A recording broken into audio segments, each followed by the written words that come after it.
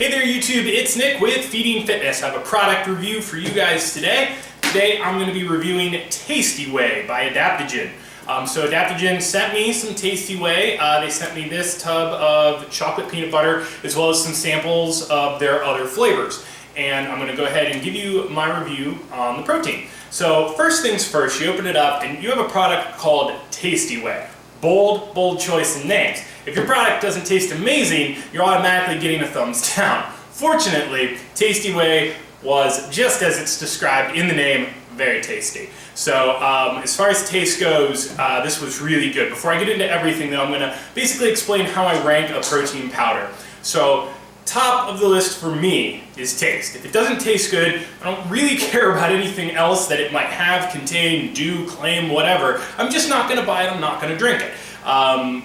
Tasty Whey is definitely tasty protein. So definitely gets the check mark and the thumbs up for taste. Honestly, comparing it to some of the other proteins I've had, and I've had quite a few, from the premium ones all the way down to the dirt cheap ones, Tastiest Whey is probably the tastiest whey I've had. I'm not joking, it's delicious. To try and describe it, the flavors don't taste like the fake version of what they're trying to flavor. They actually taste like what they're supposed to taste like. In other words, the chocolate peanut butter doesn't taste like fake chocolate peanut butter mixed in protein. It actually tastes like chocolate and peanut butter. The salted caramel isn't that artificially salted caramel flavor that they put in everything these days. It actually tastes like real salted caramel. So that's extremely important to me, that you have a good taste. And I'm used to the artificial flavor, and sometimes the artificial flavors aren't really even that bad, but when it tastes real, that's gonna give it the leg up on pretty much all the other protein brands that can make a good peanut butter protein or a good caramel protein, and one that's palatable, but it just doesn't taste real. This one tastes real. So the second most important thing to me as far as the protein powder goes is mixability. Mixability is, how easy if I just shake it with water in a shaker versus put it in a blender versus use it to bake, put it on cereal. I'm not just slugging protein powder with water for a shake. I do lots of other things with it. I bake with it all the time. It's a topping for cereal. I mix it with yogurt. I mix it with cottage cheese. All different things. And if you have poor mixability, what you end up with is yogurt with a couple of clumps of protein, and that's disgusting. So mixability is the second most important factor to me.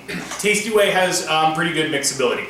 Without much effort, you can put it in a shaker bottle with water, shake it, and it's fine. And this is true about Tasty Whey and pretty much every other protein I've encountered. If you put it in a blender or a Ninja or a Bullet, in any of those things, it's going to be better. It's going to mix better. It's going to be thicker, frothier, especially if you're using milk or almond or cashew milk. I almost never mix my protein with water. I'm always going to use, I'm going to drop the 25 calories on a cup of cashew milk, just simply because it tastes better. So mixability, again, is good here. There's no problems mixing it with cereal, no problems mixing it with other kinds of dairy. So another thumbs up for mixability.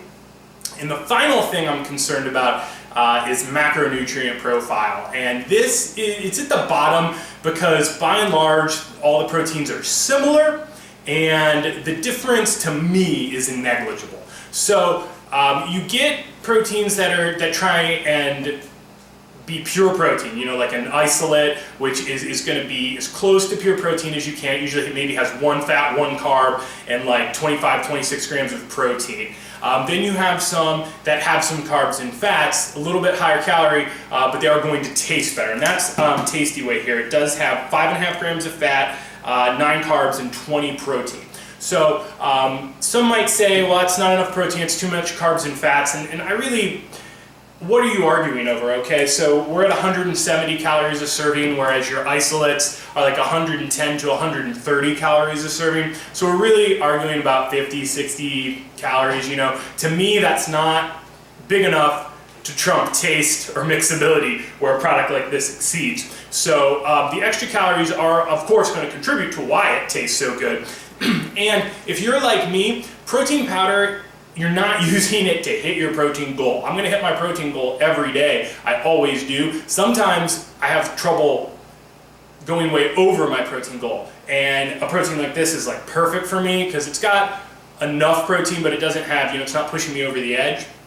Additionally, it just, like I said, categories 1 and 2, taste and mixability, are so much more important to me, and it really exceeds in those 2 factors. So I don't really like to quabble that it's got 170 calories instead of 130. It's just really immaterial to me, and especially if you're in a super tight calorie deficit, maybe like every 50 calories counts for you, and it really makes a difference. But if you're in a surplus, you're bulking, or you just aren't the kind of person that really thinks 40 calories is a huge difference, this is an excellent choice for you. So final thing I guess I should talk about is price. But price, it's a get what you pay for industry. If you've ever had a very cheap tasting or a cheap costing protein powder, taste is low, mixability is low, and then you really have to consider ingredients at that point. Are they spiking the protein with cheap amino acids to overinflate the protein value? Is the amount of protein that they claim on the label even true? And with your super cheap proteins, this is a concern that you have to have.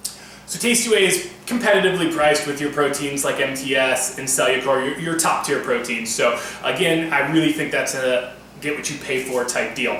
And if you would like to try Tasty Whey, the people at Adaptogen were nice enough to set me up with a discount code. You can use code feedingfitness, and I'll put that in the description, to get 20% off if you want to give it a try. Again, it does get 2 thumbs up from me. Very great taste. Mixability is good as well. Give the video a thumbs up if you liked it. Subscribe to the channel if you haven't already for more informational videos, product reviews, and full days of eating. If you've tried Tasty Whey, please drop a comment down below. Let me know what you think. You can also comment over at Facebook at facebook.com/feedingfitness. And I'll see you guys next time.